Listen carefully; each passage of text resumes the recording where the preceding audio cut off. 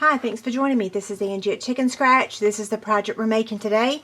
Okay, if you attended my Facebook Friday number 17, I made this box during the live stream. I kind of messed up the Designer Series paper measurements. That's it. But I said I would make a cleaner version and post it over here on YouTube along with the messed up one. So I'm making this one on the video today. And let me give you the supplies. Watermelon Wonder cardstock. It measures 6 by 6. This color is retiring soon. Whisper White, that's just for our circle here. Watermelon Wonder for our scallop circle. Then we have 5 pieces of the Tasty Treats Designer Series paper. The top of the box, up here, is going to measure 2 1/8 by 1 5/8. The front and the back of the box is going to measure 2 1/8 by 1 1/2. And then the sides of the box is going to measure 1 5/8 by 1 1/2. And I'll make sure those are on the screen, and they'll also be on the inspiration sheet on my website. We're using the envelope punch board, and we're going to place this on the 1 1/2 inch side, or measurement I should say. Press and then score. Slide it down to the 4. Press and score.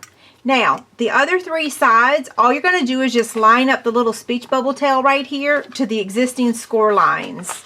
So here's the first one. Press and then score.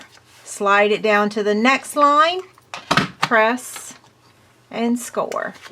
Then over here on this side, you're going to line it up with that existing line. Press and score. Slide it again. So you're only going to use your measurements on that first side, and that's it, okay?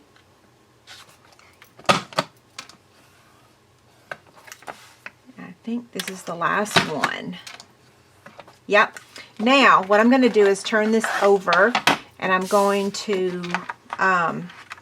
round those edges.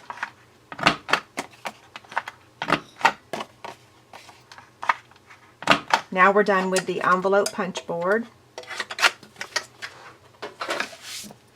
Okay, let's fold this on the score lines. Now, I was telling everyone during the live stream, which you guys can see that video, it's over here on YouTube as well. I was considering making this box for Bella's bundle number 3, and I couldn't quite master the assembly of the box. So when we get to that point, you'll see what I mean. So when you go to cut this, just make sure that the wider end is up, okay? Because this is the skinny little one, and then this is the larger one. So you want to make sure that that's going up. And then all you're going to do is cut up to the score line, and you're going to do this on both sides, okay?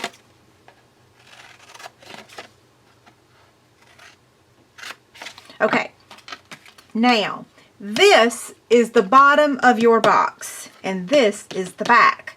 So for me, it was like, well, how in the world do I make that work? But if this is the bottom of my box. So I'm going to try to explain it easily. So see, these 2 pieces are going to slide in just like that, okay? This one's going to come forward, and then this is going to come up. So this is the front. This flaps in, and then this folds in, and it closes just like that. Okay, so where to put your adhesive? We're going to put adhesive on these 2 flaps because they're folding in down here at the bottom. And then we're going to put some adhesive on here and here to fold it up like that. Okay, so I'm going to get my tearing tape. Miss Bella's playing with her toy behind me, so if you hear this shaking sound, it's her with her her toy. I don't know why she's all of a sudden decided to do that right in the middle of my video.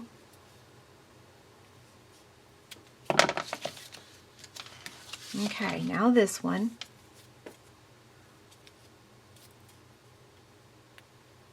I'm going to go ahead and tear both pieces at the same time.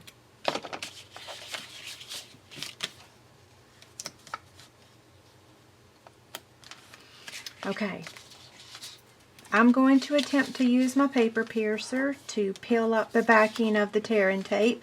I do love the tear-in tape. I just struggle with getting that backing off, but I think I have finally mastered it. I say that and then I'll probably struggle.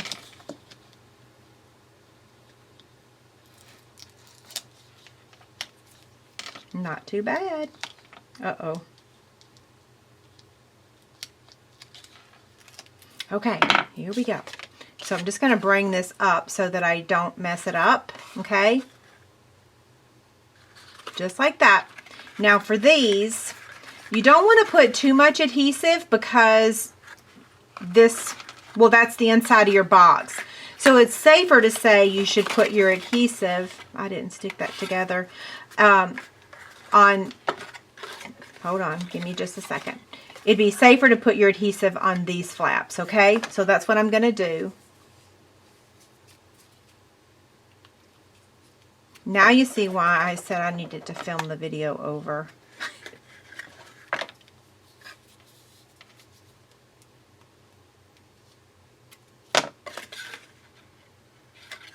Okay, let's just make sure this is going to work. Yep, it is. Okay, so one other tip I have to give you about this box. Make sure you don't fold that in too much, see? Because you want your box to keep its shape. So they don't actually connect, if that makes any sense. It does. So you're going to do one side at a time. I hope I don't stab myself with this thing. Okay.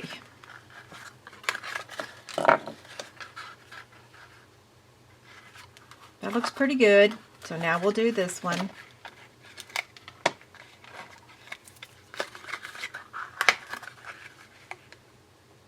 I almost went in too far on that. I don't know if you noticed.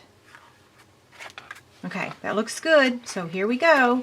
Let's see how it works. Really nice. Okay, this is going to get fixed in just a minute. You'll see how, okay? So what we're going to do next is we're going to attach our Designer Series paper.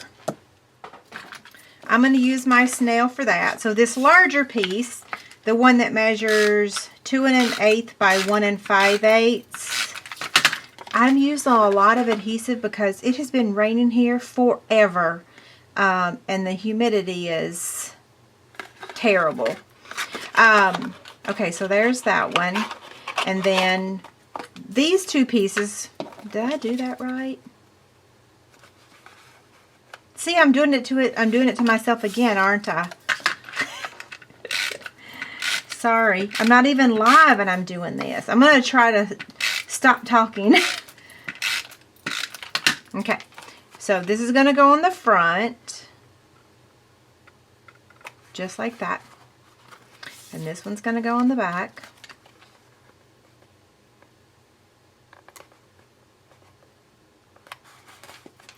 And then these are going to go on the sides.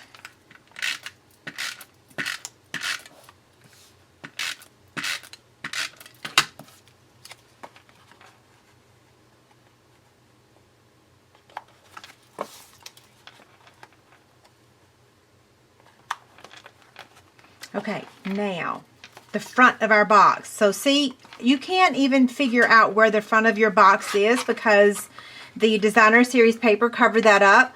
Well, if you're going to give this box to someone, then they're also going to not be able to figure out where to open it. So I'm going to take the, where did I put the punch? Here it is.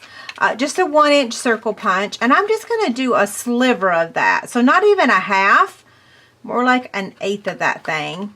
And just give it a little half a circle. It's not a half a circle, but you know what I mean. So now people will know when you give it to them how to open it, okay? Next, we're going to take the Calypso Coral, and I know we're using Watermelon Wonder, right? But you know what? The Calypso Coral thick twine actually looks really good with this. It kind of goes. It's like in the same family, it's just a little bit lighter. Okay, so I want to make sure. Bella, you are cracking me up, girl. Okay. I'm going to tie a bow. She's chewing on her toy over there so loud. Okay, so I'm going to trim this and then trim this side. That looks pretty good. Now I'm just going to move it over. Yeah. Okay, now to stamp. We're using the Sweet Sentiments stamp set. I love this thing. I've used this one, that one. I don't know that I've used that one yet. That would be a good one for Father's Day. So we're using Early Espresso, if I didn't already say that. Maybe I did. I'm just going to stamp that right in the middle. And then we are going to use the Layering Circles Framelits. You could use the 1 1/4 circle punch. So when I did this the other night, I used the 1 1/4 and 1 3/8 circle punch, and then the layering circle framelit. So you can use punches if you want, but I really like the look of this one. So I'm going to cut out the Watermelon Wonder with that one, and the greeting with this one. So I'm going to get the big shot real quick. Okay, here's the big shot. Magnetic platform and cutting pad, and then I'm going to place the Watermelon Wonder over there. I can't talk. Hold on. Okay, Watermelon Wonder on that side, and then we're going to put the greeting over here, and we're going to cut both of these out at the same time.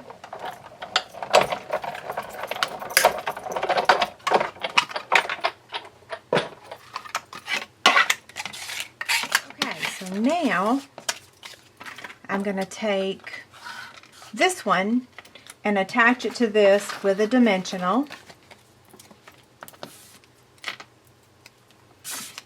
And then you can take your, and see how it's just slightly bigger. Not very much. I don't know if you can see that. So you can take your 1/8 circle punch, but that is really large. So I'm just going to take my paper piercer. We also have the 1/16 hole punch. You can use that instead. So I'm just going to poke a hole right there. And then I'm going to get my linen thread, and hopefully I can make it fit in there. I usually can.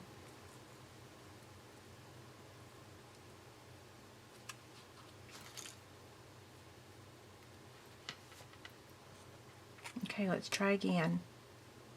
There we go. Okay. So now I'm just going to cut off enough so that I can knot it at the top. Okay, so I'm going to place this under the bow, just like that, okay? And then we're just going to knot it at the top, and then we'll kind of fix the ribbon if we mess it up in the process. So I'm just going to bring the ends together and then knot it.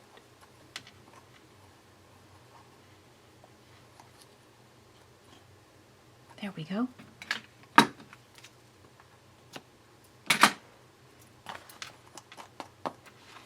Now let's fix the ribbon so that it looks pretty again.